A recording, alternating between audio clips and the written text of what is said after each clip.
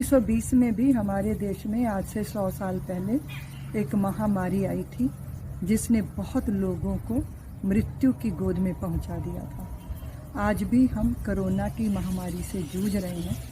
उस समय आज से 100 साल पहले ना तकनीकी युग था, ना सूचना का तंत्र था और ना इतनी बड़ी चिकित्सा की व्यवस्था थी।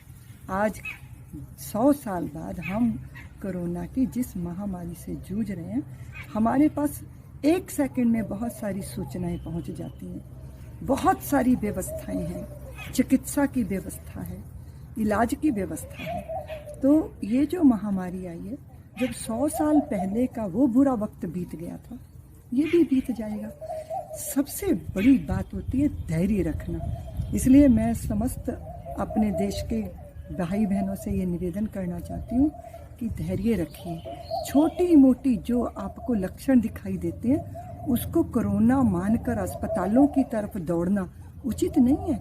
हम भारतीय तो बहुत सारी बीमारियों का इलाज अपने घर पे ही करना जानते हैं, क्योंकि अगर देखा जाए तो हमारे देश की दादी नानियाँ किसी वैद्य से कम नहीं रही हैं। हमारे घर की रसोई किसी औषधालय से कम नहीं है। इसीलिए उन सारी विधाओं को अपनाइए। और मेरा निवेदन है कि मृत्यु से बचने के लिए और छोटी मोटी बात के लिए अस्पतालों में हम जब भागते हैं तो उन्हें जिनको बेड की और ज़्यादा ज़रूरत है अस्पतालों की, वो उससे वंचित हो जाते हैं। एक और दृष्टि है, पर्वतारोही जब पर्वत पे चढ़ता है ना, उसकी एक एक श्वास उखड़ती है।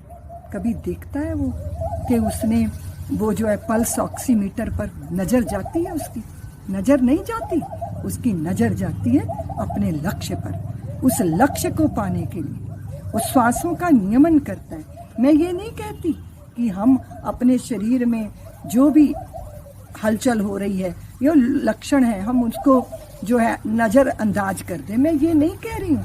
लेकिन बहुत छोटी छोटी बात से पैनिक हो जाना ये अच्छा नहीं होता, क्योंकि जैसे ही हम उस तरह सोचने लगते हैं तो हमारा दिमाग उसी तरह के रसायन जो है प्रकट करने लगता है और फिर सारा शरीर जो है कोरोना की तरफ अग्रसर हो जाएगा। इसलिए मेरा निवेदन है।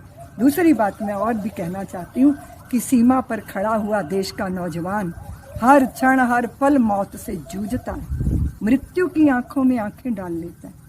तो क्या आप देखते हो कि वो सांसें, वो धड़कनें जब बढ़ जाती हैं तो वहाँ क्या लक्ष्य होता है? आज हम अपने घरों में हैं, अगर घरों में सावधानी पूर्वक मर्यादित रहें। देखिए 100 साल पहले से ज़्यादा हमारे पास साधन है, लेकिन 100 साल पहले के लोगों में साधना की सामर्थ्य बहुत थी, जो आज हमारे पास अभाव है। हमारे पास अभाव है, धैर्य का भी अभाव है, हमारे पास ईश्वर के प्रति भरोसे का भी अभाव है। छोड़िए ईश्वर के प्रति या अपने आराध्य या अपने इष्ट के प्रति भरोसा नहीं है, अपने आप पे तो भरोसा होना चाहिए ना। और अपने आप पे भरोसा तब आता है जब हम यह समझते हैं कि कोई भी परिस्थिति आएगी हम उससे पराजित नहीं होंगे। अगर कोरोना आ भी गया तो वो हमसे पराजित होकर भागेगा। ये आत्मबल, ये आत्मविश्वास, ये अंतर की दृढ़ता बहुत जरूरी है। और फिर ये सब पता क्यों होता है? जब हम ऋषि महर्षि उनकी परंपरा का अनुसरण करते हैं। उन्होंने सदैव कहा कि मात्र तुम शरीर ही नहीं हो, तुम्हारा अस्तित्व इससे बढ़कर है, उसकी तरफ दृष्टि डालो। सुख दुख की झूठी चाह नहीं, अब जीवन मरण स्वप्न सा है, अब भला मृत्यु का डर कैसा, हम स्वयं मृत्यु को मार चले। यह भी तो एक दृष्टि है। ये जो अपनी आंतरिक दृढ़ता होती है ना, तो खुद पे कर ले भरोसा, क्यों औरों को समझाए, तेरा राम तेरे अंदर है, ये क्यों तू समझ ना पाए। इसकी आज बहुत ज़रूरत है। दूसरा मैं निवेदन ये करना चाहती हूँ कि इस मारामारी के माहौल में, अपड़ा तपड़ी के माहौल में इतनी अफवाहें, मेरा आपसे करबद्ध निवेदन है कि प्रशासन की तरफ से जो सूचना है उस पर भरोसा कीजिए, अफवाहों पे भरोसा मत कीजिए। थोड़े समय के लिए इससे मुक्त हो जाइए। मात्र इतना सोचिए, दूसरे शहर में क्या हो रहा है, दूसरे शहर में क्या हो रहा है, आप कुछ भी तो नहीं कर पाएंगे ना। अपने घर में, अपने लिए, अपने परिवार के लिए, अपने मोहल्ले के लिए, अपने गांव के लिए आप क्या कर रहे हो, क्या कर सकते हो, उसके प्रति अपनी दृष्टिकोण को अगर आप स्थिर रखोगे, दृष्टि को स्थिर रखोगे, तो बाकी चीजों से बचकर आपकी जो सामर्थ्य है ना, वो क्रिया में लगेगी। जब हम पैनिक हो जाते हैं, आशंकाओं में डूब जाते हैं, तो आशंकाएं हमें अपने फंदे में फांस लेती हैं, हम जीते जी मर जाते हैं। इसलिए आशंकाओं से मुक्त होइए, आशंकाओं के फंदे में मत फंसिए। भविष्य मेरा है, निश्चिंत रहिए। मैं शरीर मात्र ही नहीं हूं, लेकिन शरीर भी मेरा इतना परिश्रमी, इतना बलवान और इतना योग युक्त है कि अगर किसी भी तरह की छोटी मोटी बीमारी आएगी, मैं उसको पराजित कर दूंगा। ये आत्मविश्वास बनाकर हृदय में रखिए। दूसरा मैं कहना चाहती हूँ कि जो जरूरी दवाइयों का अभाव है या जो जिसकी काला बाजारी कर रहे हैं, उन्हें शर्म आनी चाहिए। चुल्लू भर पानी में उन्हें डूब मरना चाहिए। शर्म नहीं आती? जब लोगों को अपने खजाने खोल देने चाहिए, अपने साधन उपलब्ध करवाने चाहिए दुखी मनुष्यता के लिए, तब आपको करोड़पति बनने की सूझी है। मैंने करोड़पतियों को रोड़पति बनते देखा है। मैंने अपनी आंखों से रिश्वत खाने वालों का समूल नाश होते देखा है अपने जीवन में। एक नहीं, सैकड़ों ऐसे उदाहरण हैं। ईश्वर के सामने जाकर क्या मुंह दिखाएंगे? छोड़िए उस बात को, इसी दुनिया में भुगतान करना पड़ता है।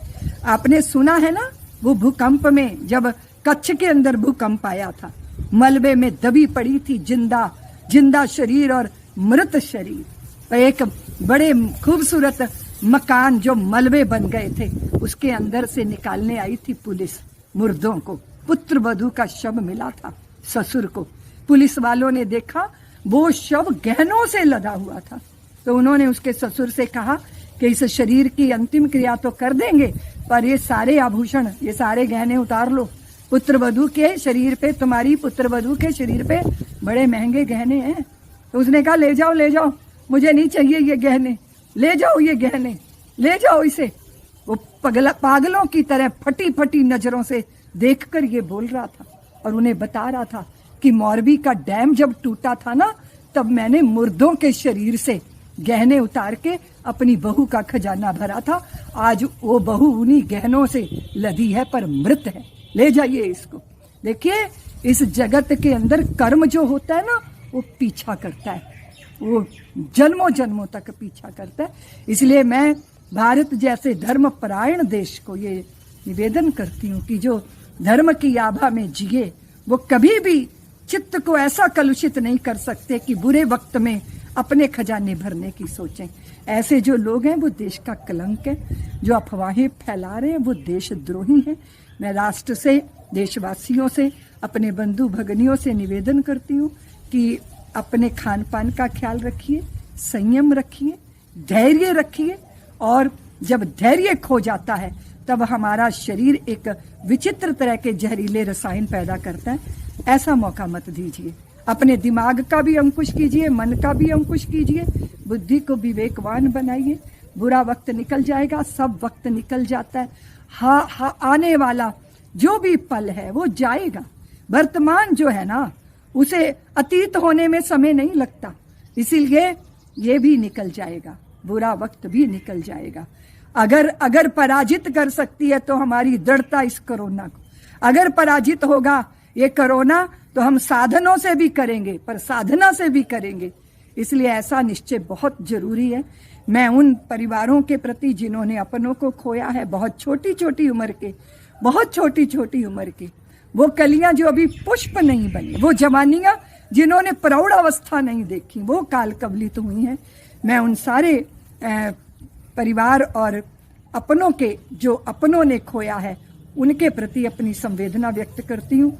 और पूरे देशवासी अपने बंधु भगनियों से ये निवेदन करती हूँ कि धैर्य रखो, ईश्वर का आश्रय लो, संयम का आश्रय लो और अपने आप पर भरोसा करो, सब कुछ ठीक होगा। माँ भारती चिन्मयी सत्ता है, वो अपनी संतानों को व्याकुल नहीं देख सकती। बस संतानों की जिम्मेदारी है कि वो अनुशासन का पालन करें और मर्यादाओं का पालन करें। यही मुझे आपसे निवेदन करना था।